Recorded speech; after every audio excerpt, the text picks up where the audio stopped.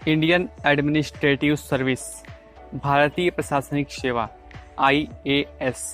भारत में public service के सबसे प्रतिष्ठित कैरियर ऑप्शन है Indian administrative service. IAS officer Indian federal structure के 3 जो इम्पोर्टेंट पिलर्स हैं उसमें से एक एग्जीक्यूटिव ब्रांच के परमानेंट ब्यूरोक्रेसी के रूप में काम करते हैं।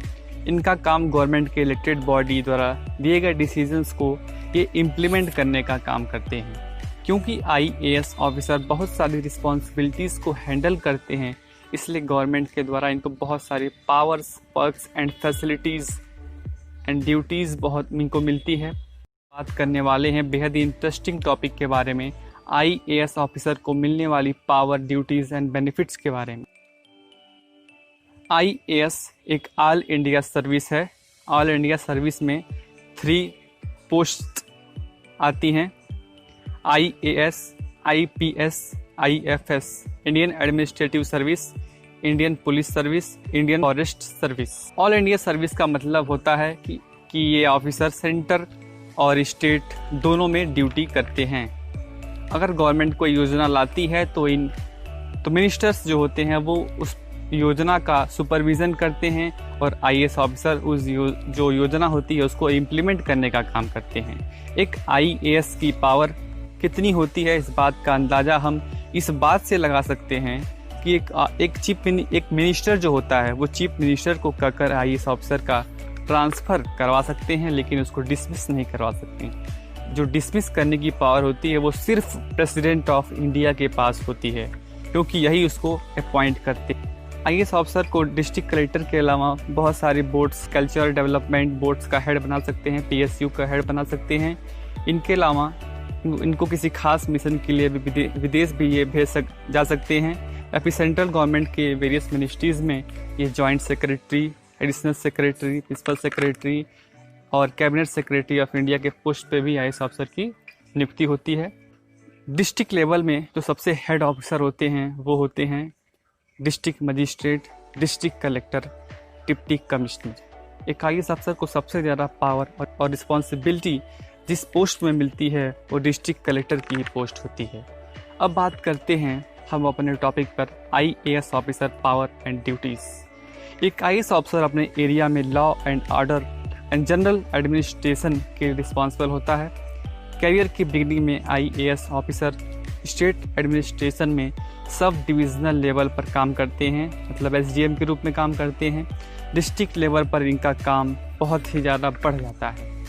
IAS ऑफिसर की सबसे बड़ी रिस्पॉन्सिबिलिटी में आता है कि पॉलिसीज़ को फ्रेम करना और दूसरा इसको इम्प्लीमेंट करना एवं सुपरवाइज्ड करना, देख रेख करना, टाइम टू टाइम इंस्पेक्शन करना, निरीक्षण करना, पब्लिक का पैसा सही जगह जाए और सही काम हो, इसकी जिम्मेदारी भी एक IAS ऑफिसर की ही होती है।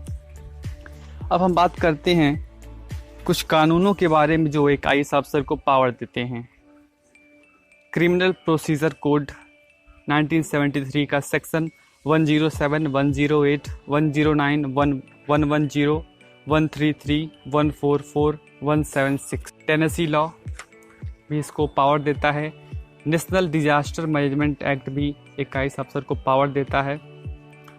IAS ऑफिसर इतने पावरफुल होते हैं कि अपने एरिया में चलने वाले किसी भी कंस्ट्रक्शन के काम को आसानी से रुकवा सकते हैं, इसलिए कॉन्ट्रैक्टर जो होते हैं वो IAS ऑफिसर से पंगा नहीं लेते हैं। अब हम बात करते हैं IAS ऑफिसर की सैलरी और बेनिफिट्स के बारे में, जो सब लोग जानना चाहते हैं। 7th पे कमीशन के इम्प्लीमेंटेशन के बाद सिविल सर्वेंट्स को स्टार्टिंग जो बेसिक सैलरी मिलती है वो 56,100 मिलती है और ये बढ़ते बढ़ते 2,50,000 तक पहुंच जाती है, जो कैबिनेट सेक्रेटरी ऑफ इंडिया की 1 मंथ की सैलरी है। इसके साथ IAS ऑफिसर को मिलने वाली फैसिलिटीज़ में इनको एक बंगलो मिलता है। गवर्नमेंट एक IAS ऑफिसर को जहां वो पोस्टेड है वहां VVIP एरिया में एक बंगलो देती है, साथ में cook, gardener, home helper. IAS officer को गवर्नमेंट की तरफ से मिनिमम एक व्हीकल भी दिया जाता है।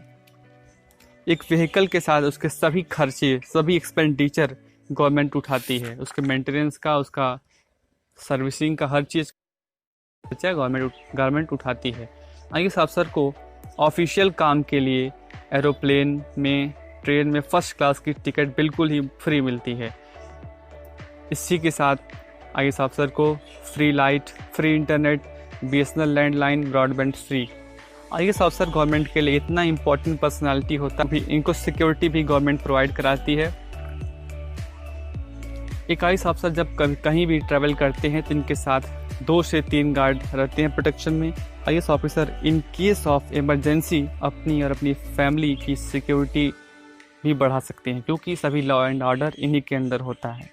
IAS ऑफिसर और उनकी फैमिली के लिए सभी मेडिकल फैसिलिटीज़ फ्री होती है। इसके सारी खर्चा गवर्नमेंट उठाती है। इसके अलावा अनऑफिशियल बेनिफिट्स भी एक IAS ऑफिसर को मिलते हैं, जैसे जिस डिस्ट्रिक्ट में ये अपॉइंटेड हुए हैं, डिस्ट्रिक्ट में होने वाले फंक्शंस में इनको चीफ गेस्ट के रूप में VVIP पास मिलता है। वैसे इंपॉर्टेंट फंक्शंस में भी इनको VVIP पास मिलता है। इन सब के बाद IAS एक चैलेंजिंग सर्विस होती है, क्योंकि इसमें काम के घंटे फिक्स नहीं होते हैं। इनके काम से लाखों लोगों की लाइफ जो होती है वो इम्पेक्ट होती है।